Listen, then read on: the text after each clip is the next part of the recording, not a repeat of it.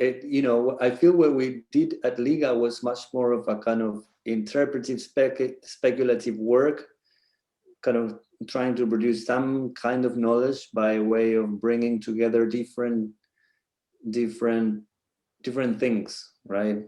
From thermostats to to entire buildings and everything in between. So what is in common between those things? That was our task, and your work with the models was essential for that, because basically you broke everything down to the objectivity of models.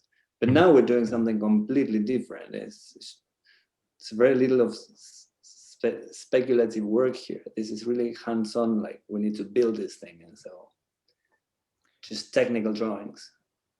Yeah, but I relate both projects to the course that I took with you in the spring, drawing things together, where we, at least it was I don't know, we read like Leila Siwang's piece and Latour, who was the other? Stalder and the Revolving Door. Oh yeah. So we focused a lot, like the course wasn't specifically focused on these kind of like small architectures, but it was a theme that ran through most of the course, and then their relation to like public projects, public agencies. And so I don't know, I tend to connect the current ADU project with the exhibition kind of through the frame of research from that course in the spring.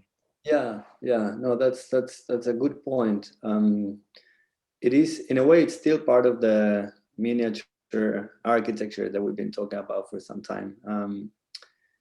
And it's kind of scaleless in a way. I mean, it has a size, it has measures, but the idea of scale, which was so relevant for so long, like, oh, it's small, therefore it doesn't matter to us. It's big, therefore, oh, monumentality, let's see how we deal with this.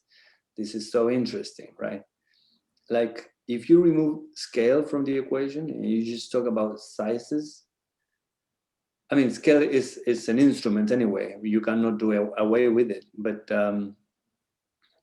you remove the pressure and everything becomes interesting. And I feel that, so for instance, in the house we're doing right now, like the staircase, I mean, we're not even gonna design that. We're gonna buy it somewhere. It's like a Home Depot kind of thing. That's like a building in and of itself that we're buying from somewhere, right? And installing there. And suddenly that's, of course, the way to get to a rooftop, but it's pieces, parts and pieces or something. But so, yeah, in a way, I don't know. What I find nice about that approach to things is that basically everything is bound to become an interesting problem to resolve. And you're not waiting for the grand commission or the whatever. I mean, it works at the scale of a piece of furniture. It works at the scale of a small house, and they both exist in a kind of continuity where design is the thing that allows you to produce the relations necessary for that thing to work. So I feel it's true. We are in this very similar territory. Yeah. Well, let's hope someone picks the house so we get to build it anyway. Yeah. What's your so you're, I mean, I always do the same thing with you, which is like at some point I always put pressure on you, and I ask, like, so what are you gonna do, like, after you're out of school? Like, are you gonna do you want to go for an office? Do you want to set up your own office with colleagues, friends you've met here or elsewhere? Do you want to work for or with somebody else? And also, like, what's your dream commission? Like, what would you like to say in 2 or 3 years' time? Like, what would you like yourself to, if you could, what would you like yourself to be doing in 2 or 3 years' time? It's a tough question. I'll It's answer a tough one. Yeah. the last question first. I mean, again, I don't like. I would like to do thinking about Compendium and the kinds of objects and architectures that we were looking at. It would be cool to design. Like, I wish I had been a part of the LA Lights the Way competition. I forget. Oh, But yeah. man, how cool would it be to design just like a street light that's proliferated across the city, or Amazing. perhaps in tandem with other smaller designs. A more conventional architectural project would be just a school, like a secondary school. Yeah, I think that that's would cool. be fascinating and meaningful in a way that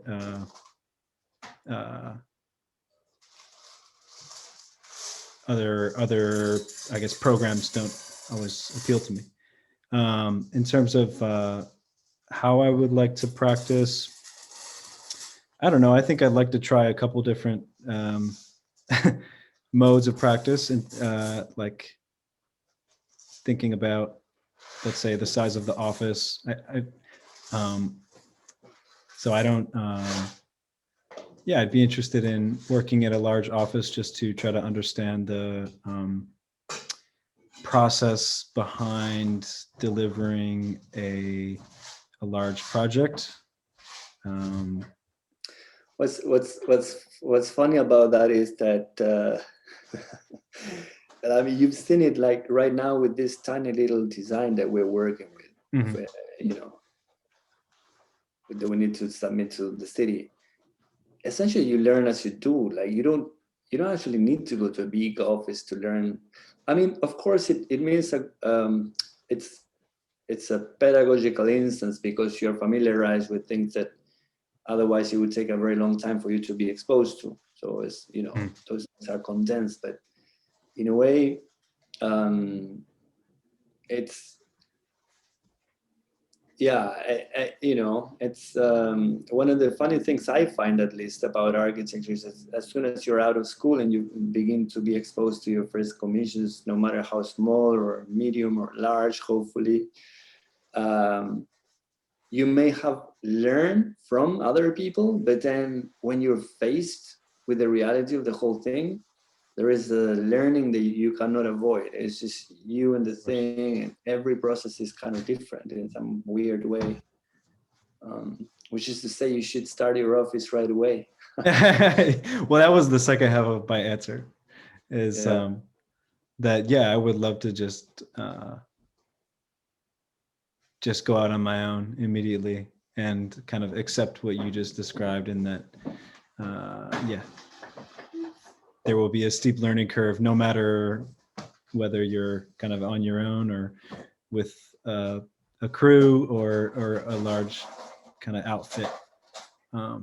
So I would love to, I don't know, I guess ideally I would go out on my own or with a small team to start, and I'd be going after those city projects.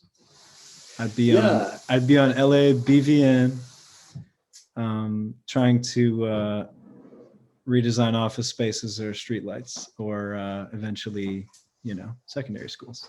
I think there will be more and more of those.